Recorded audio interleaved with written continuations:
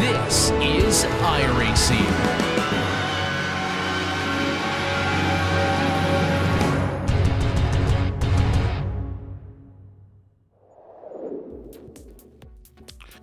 And so, with 2 rounds remaining in the championship, the story is very simple. Augusto Lovisolo has complete command of this championship, knowing that 2 strong results here will be enough to see the championship to the end. But there are pitfalls still on the horizon, and this is the first of 2 that come along. We find ourselves for the racing capital of NASCAR here today. It is Charlotte Motor Speedway and America's home for racing. Welcome, ladies and gentlemen, to the Skip Barber Race Series. It's round 11 out of 12 and the championship heating up to a knife's edge. My name's Jake Sperry. Craig King is along with me for the ride today. Christian Deploy is in the director's chair using cameras provided by Dougie Beard. But over to the Charlotte Motor Speedway, which time and time again has proven to be a great battleground for cars with little or a lot of pace to work with. If you're brand new and you've not seen this place here with us on the Global SimRacing Channel, here's a GSRC track guide to give you an understanding of this track. Welcome to Charlotte Motor Speedway. Until a few years ago, most race fans probably didn't know that this track had a road course layout. Thanks to a huge revamp to prepare for NASCAR to race on it, the Roval is now a top-tier facility. Situated in the northeast corner of Charlotte, North Carolina, there's a whopping 6 different road course layouts. They range from just under a mile to a little over 2 miles in length. Like most Rovals, the high-speed banking on the oval portion makes up the majority of the lap length. However, one unique feature that isn't often seen on other Rovals is that this track includes a decent amount of elevation change. Passing is often difficult, and the 2 chicanes on the oval portion are notorious for their unforgiving curbing. Lesser-powered cars find overtakes a bit easier with the slipstream on the banking, but anything with some oomph is going to have to work very hard to get by their rivals. If anything, attrition often rears its ugly head, and simply keeping the car pointed forward and clean will net you a good finish. While the debate rages on among gearheads on whether oval cars should race here, one thing is for sure, it provides some wild action and almost never disappoints the fans in the stands. A circuit which has got a lot of changes and has been part of the DNA of iRacing for a very long time. Welcome to Concord, North Carolina. And Craig, it is often a circuit that when you sit down and put it to paper, it is one which Rovals have a little bit of A and a little bit of B. Not too much banking to go through turns 3 and 4 out there, or 13 and 14 as it is on our map. But that final chicane might be one of the most dangerous on the final lap. Any off track through that section of cutting the chicane, and you're pretty much slapped with an extra 40 seconds. It's one of the most deadly chicanes in iRacing. Yeah, there's a reason why in the real world the rules are if you skip the chicane, you come to a complete stop. And that's kind of what we have on iRacing with that slow down. And if you look, though, you talk about the banking, elevation change. We don't talk a lot about it on a track like this, but there is. They've got to go over the tunnel that the trucks come in. And that's actually going to be quite an interesting moment for these Skip Barbers today, just because they have to make sure they keep the balance of the car healthy and steady around those corners. Great drafting track for these cars. And to be fair, we know a lot about what these cars can do in the draft.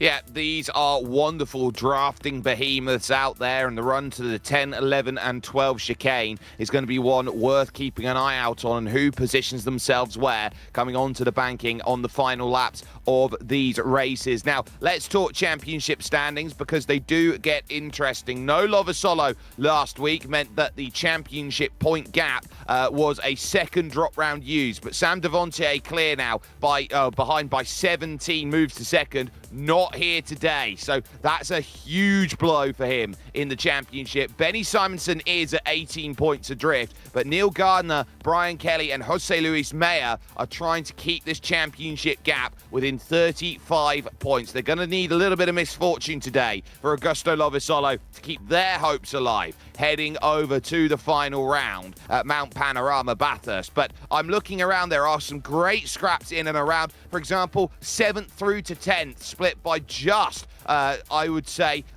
22 points. So Suapanki, Morale, Johansson, and Brendan McDonough all looking at points, saying top 10, not out of the realms of possibility.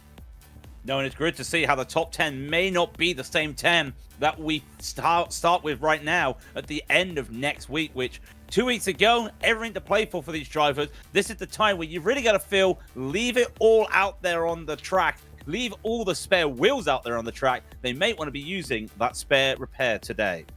Yeah, and we will be talking about what needs to be done over the course of racing right now, because this is, of course, round 11 of 12. They've got 15 laps to figure it out today, with open setups to fine-tune and fettle the cars, with one spare car available to them all. So that means if you break it, you've got another chance. You jump in the spare car and you go back out and drive. It is a standing start on an oval, which is always quite interesting to keep your eyes on, but also it's worth noting, old school today. Disqualifications come at 17 instant points.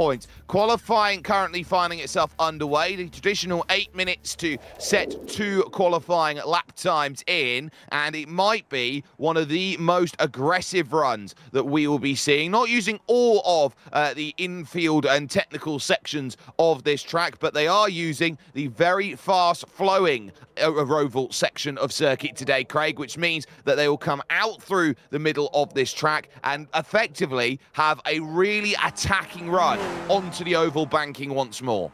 Yeah, it's just such a fun corner coming out onto the oval onto turn 8. If you just saw some of the drivers come on by, I'm pretty sure that's Benny Simonson, and it is, and he continues on. So much of a run you get there through NASCAR 1 and 2, as we're calling it today, 9 and 10, and then hard onto the braking to this bus stop. And that's what it is. It's a real stop. It's no longer that fast chicane we saw. Look at the attack that Benny's done there. And then this is the thing I love about this track. You can use the under the apron here just to get a good run. You've got to get back onto the main part of the oval, but just on the exit of that chicane at 12, you can use so much of that inside curb to really get on, and then hard braking. Your braking point, it's almost the pit lane entrance. You don't want to make a mistake here. Carry all the speed. Real good from Benny. His second lap is going to be faster. It's enough to put him back on pole.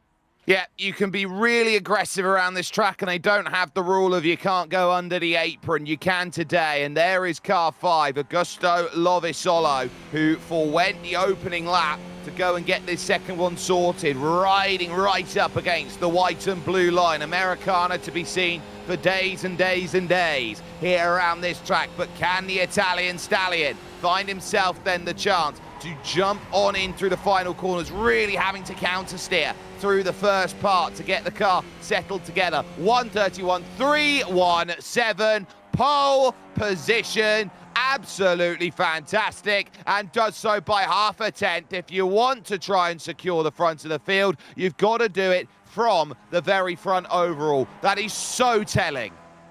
Such a good time. And of course, the key thing is, this is probably one of the shortest rundowns at turn one they will have since, I want to say, Bathurst, because of just how tight turn one is there. It's going to be a real heartache for somebody if they do get caught in some damage, because it tightens up so quickly, as we see Nathan Verney just coming around, just doing a few more practice laps. You can slide this car out there, and you saw Lovie Solo keeping the speed up through these chicanes is going to be oh so important later in the race, but you've got to get there first. So first couple laps, I think, are going to be very tight and tricky. And we're just getting word that qualifying may end early due to lack of laps out there from other drivers. So that might speed everything up. Shortening of qualifying is cancelled due to activity, it is said. So we will get some drivers out there as one driver brings themselves through. Nathan Verney getting that practice in the locked-on car out there. There is Ivan Fornos, who is 14th position. One of the cool things about this series is it's an anybody can enter championship. All you got to do is sign up for this time slot in the Skip Barber Racing Series, and you're there and you are part of this. And already this season, we have had 74 unique drivers out there, which is massive in terms of a series like this, where you can only go up to about 23 in terms of a split size. Yeah, we have had races where we've had multiple splits, just to go to show how tricky it is around there and how many popular it is. Strength of field is 3,997. Yes, the top 4 drivers, 5 drivers, 6 drivers are all over 6,000 iRating. But you look at the rest of the drivers, they are no slouches. Ivan Furnos on any day could beat anybody. You just never know what can happen out there. So it's very interesting to see these guys at the back. They've got to be in it to win it. They're in the race today. They've got a chance to win it. Any given Sunday, something can happen in a race like this one, and an unexpected name can move up to the top. But as far as qualifying goes, that is now in the books, and we can now move over to the starting grid for racing action here at the Charlotte Motor Speedway. And your top 2 in the championship, or well, first and third, are 1 and 2. Augusto Lovasolo leads Benny Simonson here 1 and 2, with Jose Luis Meyer in third, the mayor of Quicksville, along with Brian Kelly, who was so close to victory last time out at the Saxon Ring. Neil Gardner will go from 5th, with Ryan Chenoweth in 6th. And a first start this season for Michael Hafler-Darson, who will go in 7th, along with Jesus Cabal in 8th place. Your top 10 rounded out by Peter Suapanki and Joachim Oshbeck. To the second page we go. Brendan McDonough will be 11th, with Nathan Verney in 12th. Then Andy Balchin will start in the chicane in 13th. The side will be Ivan Fornos in 14th. Last of the time qualifiers with Raphael Rogers, David Elliott, and David Whitehouse all starting in the back on the strength of their iRating.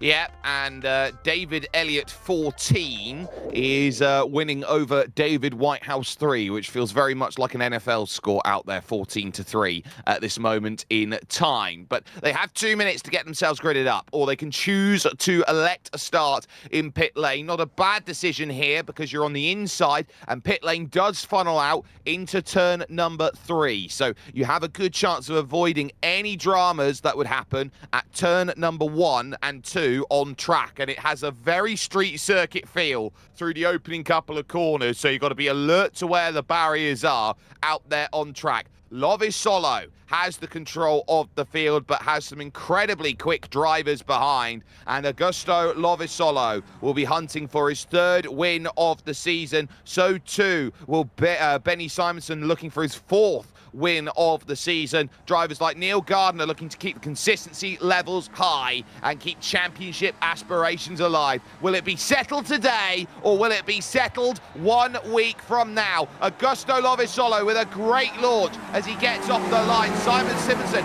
holds himself lovely in second. Mayer slots into line in third. Single file pretty much for everybody through the opening corner. Everybody, David Whitehouse has had a moment on the start, and everyone's keeping single file the back of the field. A little bit of 2x2, but everyone's keeping it clean at this moment. And they realize when it starts to tighten up so much at the start of the race, they have to do this. So now you'll just start to see the drivers waiting for the opportunity to come on by up to the oval. One position change at the start of this race, and it's Rafael Rogers going up to 14th over Ivan Fonos. Yeah, Raffaele Rogers with a good start then and gained a place, and now they're starting to scrap a little bit further back as there goes Raffaele Rogers round the outside of Andy Bolchin and getting that pass done. But look at what it will cost you here around the Charlotte Motor Speedway. Spend too long side by side, lose the group in front, and you've got to stay in range of the drivers in front, otherwise this race is going to become a nightmare. It goes all the way back at the moment to Nathan Verney, who sits back there in 12th place, but as everyone goes through, one car's going to go scooting across the chicane, and there's a car in the barriers, and it's Jesus Cabal who finds himself turned around. Wrong place, wrong time, and that was with Michael Hafler-Darson trying to make the chicane. Hafler-Darson locked up going into the chicane, and unfortunately tried to rejoin at the worst place, went straight into the side of Jesus Cabal. Behind him, two cars locking up together, and that's hard for Suapanki into the barrier. Looked like he was just locking wheels with Osbeck there, and that was so unfortunate. They were trying to find the same line, and I don't think they realized they were that close. I'm not sure I'm allowed to repeat what he calls himself on the side of his car, but for Peter Suapanki, that is a tough dose of reality at the end of the opening lap. Nothing you can do about that. They were fighting for real estate off the exit of NASCAR Turn 4, and just like that, dramas befall early in this one. Lovisolo, Simonson, Mayer, Kelly, Gardner, 5 clear. Chenoweth trying to hold on in 6th. This is Cabal. So Hafler-Darson locks up and tries to go over the curb, but he catches the anti-cuts, and Jesus Cabal can't leave all the space in the world, and he just gets tipped for his troubles. I'm not sure what you call it if you try to go the other way on the anti-cut. If you anti-cut the cut, what happens? Well, that happened. Losing control, all the tires just losing grip there on those plastic barriers or sausages. They call them turtles in America. We call them sausages. We call them unsafe. But Simonson still looking for a time, and you've got to feel 15-lap race. This is the opportunity for him to just wait. I don't think we're going to see a lot of overtaking like we've seen the last few races, Jake, when it comes to a draft track. I think we may just be waiting for that opportunity, say 5 laps to go. I call them sleeping policemen personally, but for the moment, they hit the brakes and go to 16 and 17, the final chicane to end the lap. And Lovisolo might be hung out at the front of this field, knowing that it will be at Benny Simonson's, I would say, curtain call to try and make that move, and he'll try and say curtain call because it's at the latest possible time he might do it. On board with Mayer, who looks around with the fastest lap of the race in through turn number 3. You can really chuck the car in. Now, they did have, of course, this infield section before, but it was one of those things where it was only really run for a couple of events before NASCAR realized, oh, hey, we've got a really cool infield section, let's use it. A full opposite lock going up the hill into turn 6. So up over the top of the crest, back down the hill to attack out through turn 7. Feeling very much like a roller coaster. Simonson in the wall on the outside. No chance to attack, but as Mayer can't attack, Brian Kelly's also too close to attack.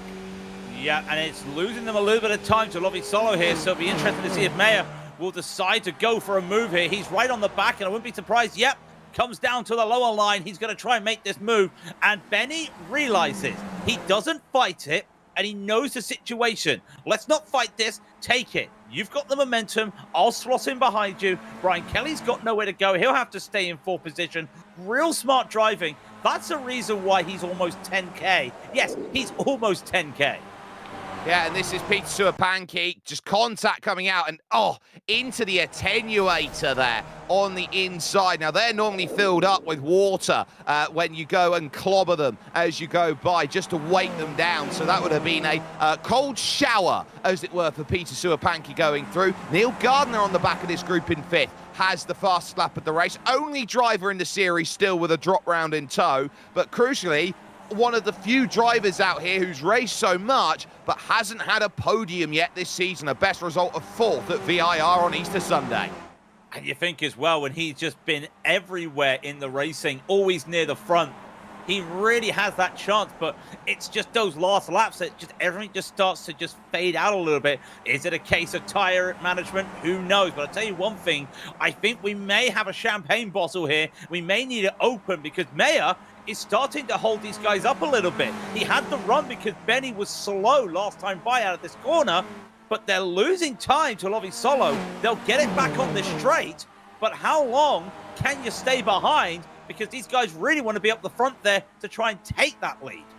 Well, they take a 10th as they go by side behind as Michael Hafler-Darson moves through on Ryan Chenoweth then for position. Gaining that one up then is P6, Oshbeck and McDonough just behind that in that secondary pack. But you are talking about how much can you gain in the tow. It's another 10th and a half that's there for Jose Luis Meyer. But as you close and close, yes, you can bring that gap down. But remember, that opening sector, it's about how much you can hold. Half a 10th goes away again coming through that final chicane. This is where Lovisolo's trying to build that gap. 1:31 flat, fastest lap of the race. Now let's just look at those times quickly. A 31.014 for Meyer. It was a 31.009 for Lovisolo, a 31.088 for Simonson. So even though Meyer had that issue where he was slower on the infield, and again, you've got to feel that he's losing a couple tenths here on this infield. The top speed he gets, not having to be right on the back of Lovisolo, allows him to close up, and he just has that time. But how long is it going to be? Because the further away you're going to be at the start of this lap, the longer it's going to be for you to make an overtaking here. I wouldn't be surprised if Benny looks for a chance to make an overtake sometime by, but that slide out of 8 probably says no at the moment. Brian Kelly looking up high, trying to find an opportunity, but he's going to realise very quickly around here that, yes, you can run the high side and try and get the launch, but it's the path that takes a little bit more meterage to get by. And when you find yourself out there, you're not getting the slipstream of the cars in front, so having to tuck back in. McDonough now in a big scrap round the outside of Joachim Oshbeck. Takes that one without too much problem, but Oshbeck still going to try around the outside, and Ivan Fornos then through the corner, runs in a little bit deep, has to go over the curbs, and just like that, through is going to go David Elliott. Yeah, we're still here with Oshbeck and McDonough. They're going to go side by side into the final chicane, into 15, 16, and then 17. And Oshbeck holds onto that position. Does he have the momentum? Well, for some reason, I don't know why McDonough tried to do the cutback there, because it set him up to be on the wrong side for this corner, but it does tighten up. Still in this nice little battle, these two having a go. The Aussie trying to find his way, or the man from the Oceania region, I should say, trying to find his way. But I feel like that was a mistake there. Probably could have gone to the inside there on the start-finish straight to make that move into turn 1. He's got a combination of either Guy Fieri or Michael Bay on the front of his car with those explosion fires. That is Benny Simonson hitting the curbs absolutely aggressively as you like, picking up the air. And why you like to take air is very much the touring car mentality, Craig. You jump up with 2 tires, you get a massive influx of grip when you land. I tell you what, it's a great feeling when you're in the car, as long as you know you're doing it. As long as you're doing it by accident, you can't really help it. Here we Free go. wide. It's moving. We're free wide, going into the bus stop. And I tell you what, Benny Simonson may get this. And a brilliant move. Right away, he got it. That looked like a mistake from Lovisolo coming out of turn 8, and they're still bunched up.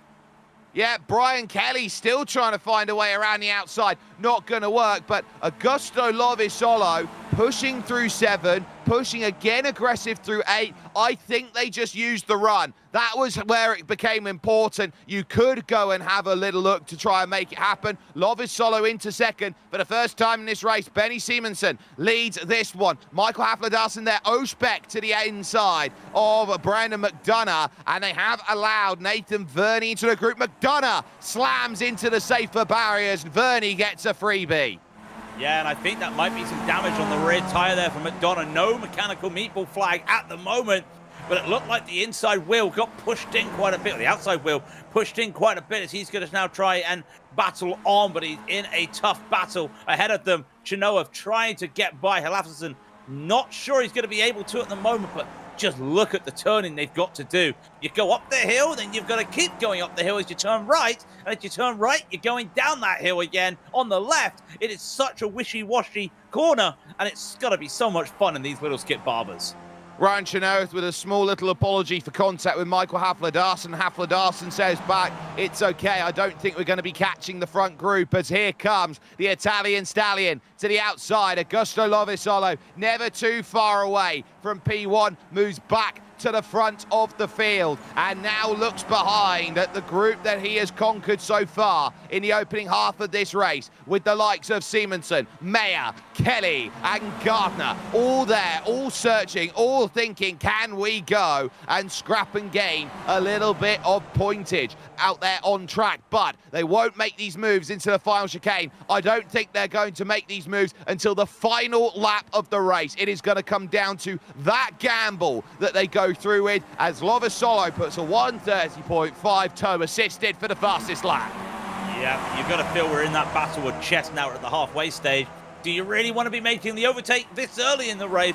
The answer is probably no. In the background, we saw a couple positions. Hafferson got past Chenoweth, and I do believe Osbeck got past. Osbeck did get overtaken from Chenoweth as those positions on board with Brian Kelly. He goes up the corner. Look at the sliding he's got to do. Look at the turning he's got to do to keep up here. This is vital. Stay with the drivers here, and you're in a good position. The key thing we always say, Jake, if you're in third, you're in the best chance to win a race on the last lap. Who's in third at the moment? It's Mayer.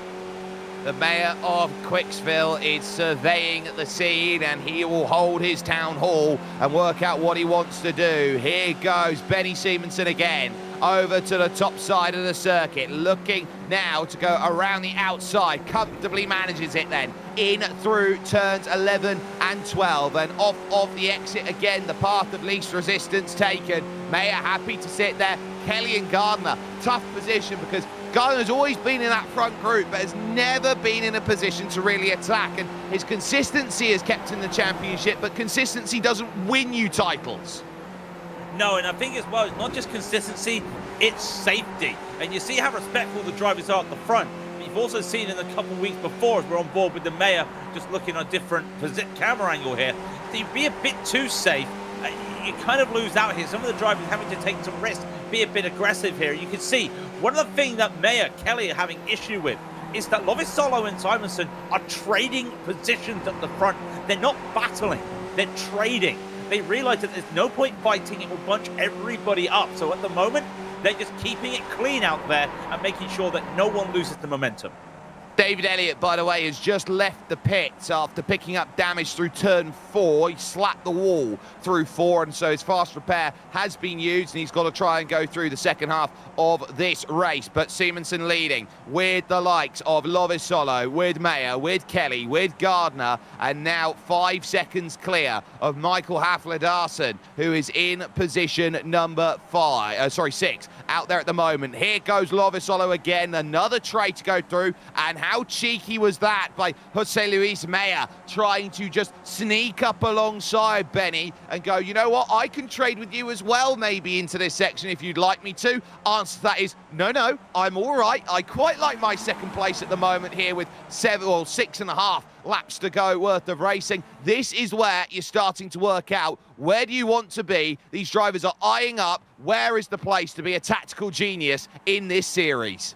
I was watching that. I thought for a moment Mayer had a chance to send it free wide. He would have had to been the meat in the middle, but he was able to make it. But the hesitation of seeing when Lovisolo was going to open up the gap there just made him think twice there, and that's why we saw that little excuse me look there going into turn 11 on the outside. It's going to be interesting to see if he tries that again. I think Benny and Lovisolo saw it a couple laps ago when we went free wide before. Mistake from Simonsen. This is going to allow Mayer to try and make this move. They're going to be battling up the hill. They don't want this. They'll be losing out to Lovisolo, and for the second time this race, Simonsen gets caught napping from Mayer. And that's what Jose Luis Mayer is all about. He sniffs an opportunity. It was just a little too aggressive with the inside curb at turn 4, and it's enough to send the car sliding out half into the grass. It was a good save by Simonsen, but then for Jose Luis Meyer, he got what he wanted, but now he doesn't because he can't take the draft now through this section. Simonsen's going to the outside, and now they're fighting amongst each other, and this is the one disaster they don't want to deal with. Nose to tail they go. Brian Kelly might pick up a run here off the exit. They don't, and now they've given 7/10 again to Lovisolo. Yeah, that's not what they wanted. Again, the inside is not the best place to be when you go for the start of that chicane at 11 and 12, and you see that it allows Simonsen to go around the outside, get that position back. Is there going to be a chance for an overtake from any of these drivers? Kelly thinks against it, so does Gardner, and you've got the feel where we're coming down to 5 laps to go. Sooner or later, someone will try and make that late lunge into the final chicane, Jake. I just feel it's going to end in heartache for one driver. Yeah, it's a case of everybody's waiting for somebody to throw a pie in this one and start the big old food fight that is here at Charlotte Motor Speedway, and it's going to be tough because you've got two very quick drivers in Meyer and Simonsen who both want to make sure that Lovisolo is kept in check. But the more that they battle amongst each other, as there's a huge kicker tail through the corner by Lovisolo, that will push him a little bit wide. This is going to be giving the opportunities back. Lovisolo had a chance to make this really difficult out there. One small slide, 1/10 of a second. And you think 1/10 of a mistake doesn't sound like much. Here, a 10th is the equivalent of a second. Yeah, attempt, you saw as well. Simonsen almost hit the wall a few laps ago. That's why he lost the position behind. I think Mayer's going to try and do this again. Simonsen gets a slipstream, though. It to be late for Meyer. What an overtake that was, because Lovisolo was slowing down a lot, but they've caught up to the lead man here. The Italian Stallion led up. Oh, so clever.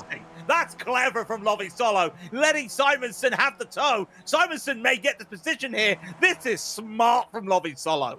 Yeah, it's smart up until the point you leave the door open around the outside for Meyer to hit the brakes and try and sneak around. Now it's going to be close through the chicane. 3 wide off the exit. Simonsen now gets the run. Kelly's also a little bit slow on the exit. Gardner might have a chance now to jump up the inside. He's still got hopes of championship aspirations. They tangle wheel to wheel out of turn 1, over in towards turn number 2. And the move is made there by Neil Gardner. He goes up. Lovisolo has somehow held on, and Meyer, out of all of that, somehow is still in third.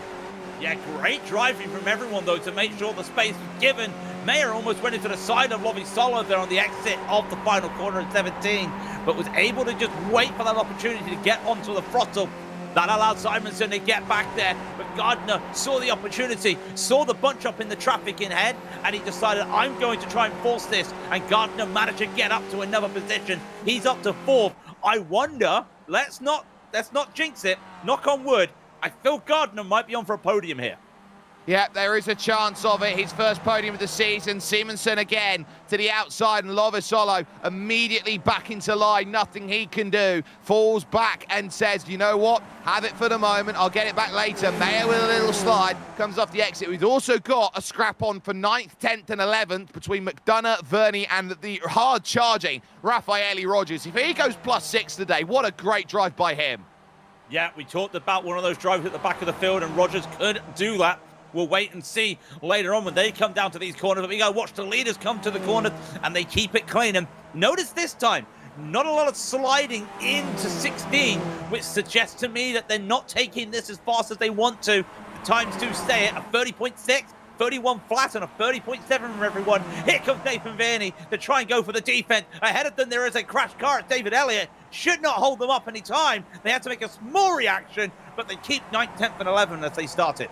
That'll be Elliott out of the race then with his second crash of the day. They all checked up behind Simonsen in the front group. 1, 2, 3, 4, and 5. Throw a blanket on them through turn 5. It up the hill at turn 6 and over the top of the crest into turn number 7. Hold the momentum through 7 and onto the oval banking at turn number 8. And then NASCAR's turns 1 and 2. Turn 9, it will be called on the map, and 10. Then you got 11 and 12, the chicane. But for the moment, Lovisolo trying to put himself in the right place, moving over to the right-hand side. Does he dare go and make this move as he now looks on the outside line like he's got a chance? Meyer sniffs about as well around the outside. Simonsen can't turn in for the corner. Meyer bounces over, tire-to-tire contact between them, and Lovisolo's desperate to run away. He's going to try and run away. Simonson had a piece of paper between him and the barrier, but he kept hold of that P2 and a very good hold. And you've got to be careful, Mayer, if you're going to try and make this move. They're almost going to go free wide for a moment. Let's go 2x2 into the final chicane, and it may be Gardner goes hard. He can't make the move into the chicane. He stays P4 and he's losing time. 2 laps to go. I feel this could be the moment that we see no overtakes, Jake. This will be a setup for the final lap.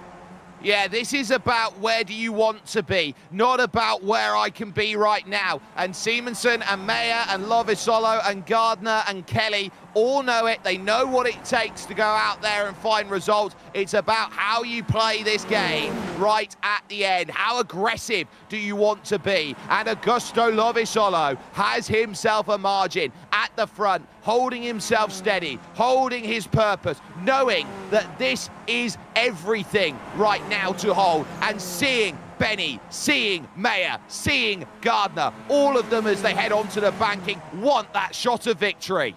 They want the shot. They're going to have to take the shot. They're going to have to take the cartridges out of the gun to try and make sure they get to do it. And are we going to see a free wide? Very shortly, Mayer will think against it. Lovisolo may lose 2 positions here. He holds on to it.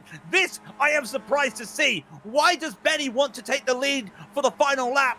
Very questionable decision. If it's me, I would have no trust in myself. But that's the reason why he's a 9K driver. He's one of the top drivers in the open wheelers. I feel these last 94 big seconds, move. It's going to happen and be big. Look out for Gardner. He's going to try and make a move. He can't do it.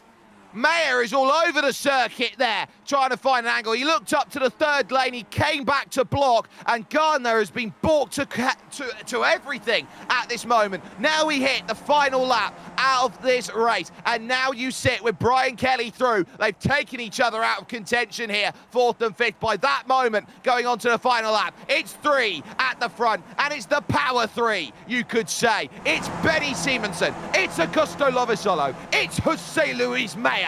Here, your top 3, and the Italian stallion, who is just moments away from saying that he has practically got the title, with Simonson not expected to race at Bathurst. He now knows that he wants this victory, but he cannot confirm that Benny won't be there, so he's just got to continue to get the points. Victory on the mind as they hit the banking for the final time, and Lovisolo pulling in to the outside, trying to have a little search for it here as they'll head to the first of 2 chicanes here at Charlotte. Mayer thinking about where he goes, and is it through the middle? Is there a gap? Oh, he thought about it but has to back out. Lovisolo's got the gap. Simonson, contact, and it just about hold together, and that will give the run. That will give the breakaway as they go through with 1 chicane to go. Mayer, who has been so aggressive, poking and prodding and needling out there on circuit, has nothing left in terms of this victory. His style of driving has taken him out for contention. It's a dive through for the final chicane, but the Italian stallion, Lovisolo, gets what he wants. Mayer into the barriers. Lovisolo wins. It's Simonson 2nd and Mayer in 3rd.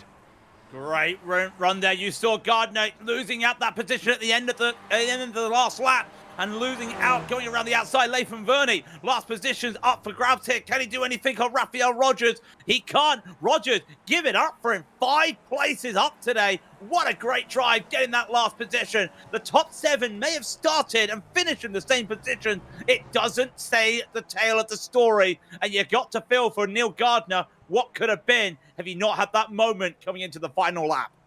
It's a tough race here, and the last 2 drivers will be making their way around, Jesus Cabal and Peter Serpanki. This is the contact on the last lap. Mayer's throwing everything he can at it. He gets absolutely blasted into the safer barrier there, and will drive with effectively 3 wheels on his wagon with the way that rear suspension was punched in after that contact. But a tough day at the office. But Augusto Lovisolo, crucially, will extend his championship lead from 17 points coming in today to 21 now as the overall margin, which means Benny still has a shot of winning the championship should he decide to show up at Bathurst for the final round of the season. But if he doesn't, it is a free walk for Lovisolo to say he is the champion. Yeah, we'll wait to see. I'm sure Benny will probably just give us the official word on that if he comes in for an interview. That is the last drivers coming by, Cabal and Serpanki. They had a bad start, but they still managed to finish at the end of the race.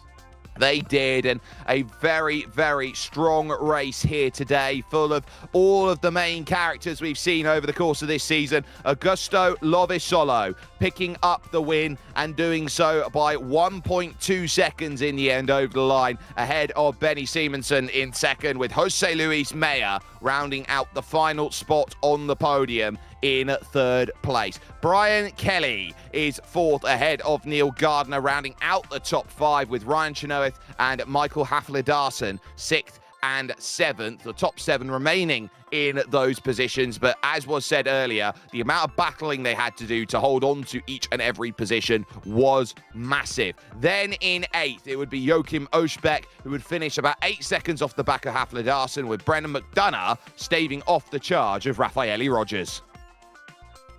Into the second page, Nathan Verney will finish in 11th. Andy Balchin will get that 12th.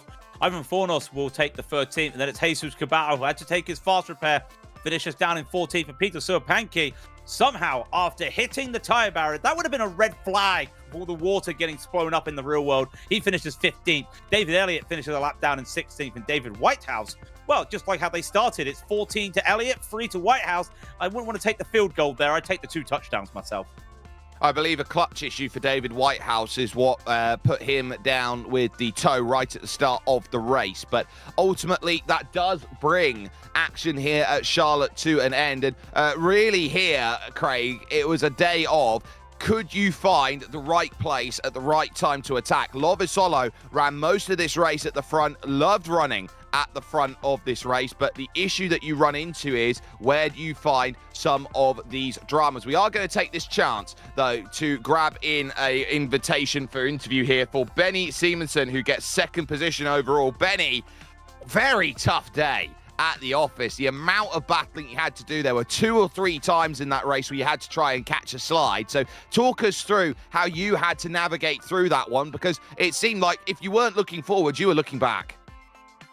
Yeah, hi guys. Yeah, I think just it's a draft track, isn't it? So it's like if you're P1, P2, P3, you either got to defend or attack. So yeah, just trying to keep the car clean, be in a good position for the last few laps, and see what comes of it. Talk us through then that final lap, because it looked like you were setting up for a wonderful opportunity. You took the lead heading on to the final lap, but ultimately the door opens up at that first chicane and Mayer poked his nose in, and that bit of contact seemingly wrote your story for the race. Yeah, just had a bad exit onto the back straight, was probably cost me, and then I could probably I thought I was clear on the chicane, to be fair. I thought I could probably have left him a little bit more room, to be fair. But that obviously did a little bit of contact. I don't think it would have changed anything, because whoever leads out the chicane probably gets it anyway, so it probably wouldn't have changed much anyway, and yeah, that was it.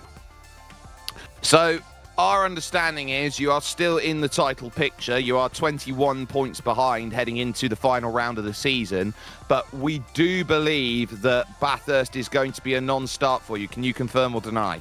I can confirm that it will be a non-start. So yeah. Well, that will be a shame, but talk us through then your season, because this will mark the end of your season then. How critical has this season been for you, and not just you, but the community as well, bringing these races together, having this opportunity to show some incredible sim racing out there for everyone? Yeah, I think it's it's just one of these, for me, it's one of these cars that makes it the most fun to race. For me, looking at the GT3, where it's just fuel saving or driving in one big line, to me is a bit boring. Where this one, you don't really need to practice. You can just turn up, do 5-10 laps if you're in an okay standard, and then you're in the mix really, and then let the draft or the fighting sort it out from that. So yeah, always some good fights, and hopefully again next season.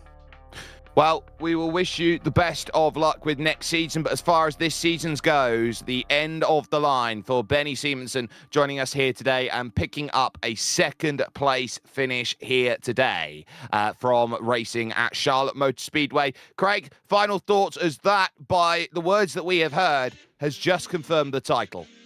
Well, it's a shame we've got no championship race for the final race of the season, but Bathurst is still going to be a race that everyone's going to look forward to. But they're going to look back at this and just feel that they've had probably the most respectful race they've done all season. So much opportunity for overtake, so much respect where the drivers decide to just wait for the opportunity. This was a real good showcase of what the community's like, and you've got the film next week at Bathurst. It's going to be a great send-off. No more send over the barriers, though, at the jump, but there's still enough time for these drivers to kiss the season off with a very good goodbye.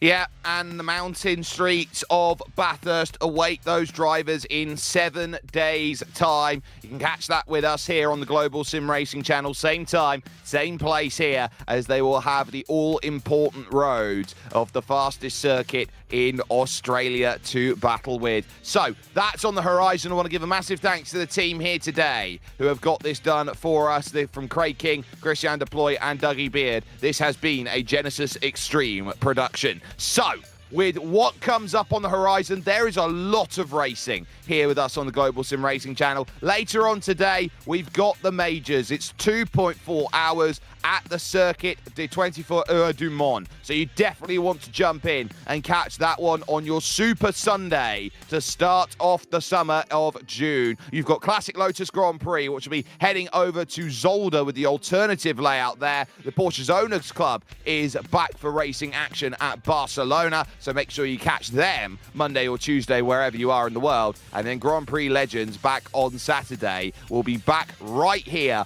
at this track, Charlotte Motor Speedway, Roval. So do jump in for that to end off the season. But as far as things go, this has been a season worth its weight in gold. Holding yourself a head above water, battling through all of the battle packs that present themselves, timing your run to perfection. It takes truly the greatest thinkers out there and drivers with great pace to go and take a championship overall. It is very simple. With Benny Simonsen not turning up for Bathurst, it is pretty much confirmed. Augusto Lovisolo will be the champion of the Skip Barber Racing Series for 2025 Season 2. And he will have a smile from ear to ear with his third win of the season, because he knows that he has earned that through hard work and dedication. We'll see you in 7 days for racing action when we tackle the mountain.